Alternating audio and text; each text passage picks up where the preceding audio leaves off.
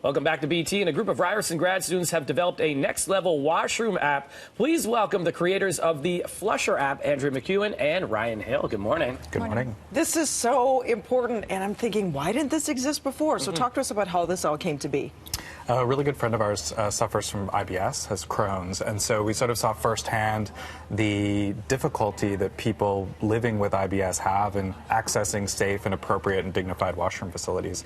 That's where the idea kind of originated, and then we pitched this to the accessibility program at Ryerson, which is a funding vehicle for accessibility-focused kind of startup ideas, and so we received some funding from them to make it happen. The research. How do you go about doing this? Because you have to go across the entire city. Right. So, go ahead. Yeah, so we're in the midst of evaluations right now, so it's happening live. We're evaluating the washrooms based on a set of criteria that IBS patients have given us sort of as of interest to them. We then found we kind of broadened that criteria out a bit to look at factors that matter to seniors, new moms, folks with accessibility concerns, the trans community, looking at gender neutrality in washroom facilities as well. And of course, you're also looking at things like accessibility, cleanliness. Do you have to purchase something before you use them? Because that's another thing. Moms with little ones, do they have change or diaper tables there available? It's all of those things. Definitely. So a lot of the washrooms in our database are accessible and open. So we won't list something in our database if you did need a purchase for it necessarily.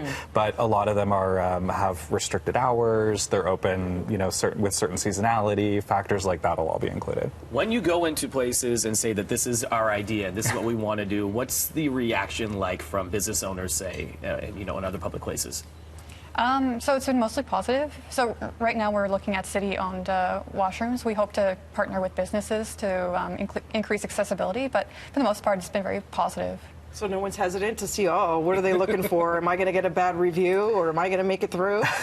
It's not about giving a bad review. It's about giving an appropriateness review at this point. We want to match the right washroom to the right user and make sure that that's an accessible, open, positive experience for them. So how many do you have so far? Because I know this is developing as we speak, so it's in the beta testing stage. So how many are included right now?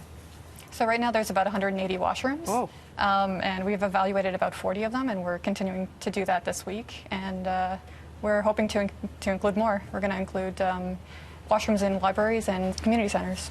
There's something that you've described as a toilet desert. What is that? What does that mean?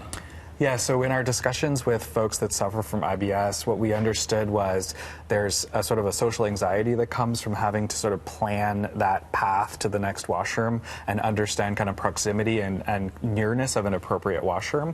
When you are someone that maybe needs to change a child or might have issues where you need urgent access to a washroom. So there's areas where people would be more nervous in sort of their level of access. So we sort of viewed those as being washroom deserts, places where you might not have access to a washroom, say like in a mall, where you pretty much know there's going to be a washroom there, or a library where you pretty much know there's going to be a washroom there, but there's deserts around the city where there isn't really an accessible place. So how would it work? So if today we go check into the App Store and we get Flusher, yep. Is it like a geo-tagging thing where you would say, find something near me, or how does it work? Sure. So there's a search bar, so you can search and plan for washrooms wherever you're going to be. There's also pins that show up based on your location. Oh, very smart. So it gives you the hours, what's available right now, based on if you're planning ahead, let's say traveling to Toronto on Thursday, it'll tell you what's available when. Yeah, so that's the information that will be included once our evaluations are done. And when do you think it'll be fully up and running? I would. Summer. We're planning early summer to kind of complete our evaluations and have a really good data set in the app. Well, and it always will be ongoing as you're checking for more and more locations, right? Exactly. Yeah. And we do see it as being a user review process as well. So we're populating an initial set of data. Then once someone uses that washroom, they'll be prompted with a survey to then evaluate the cleanliness and busyness of that washroom. So the more people that use it, the better that data will become. Are you pioneering this? Is anybody else doing this? Because I feel like it should be in every city. all over the world. So there are other washroom finding applications, and there are other versions of this in other geographies and cities.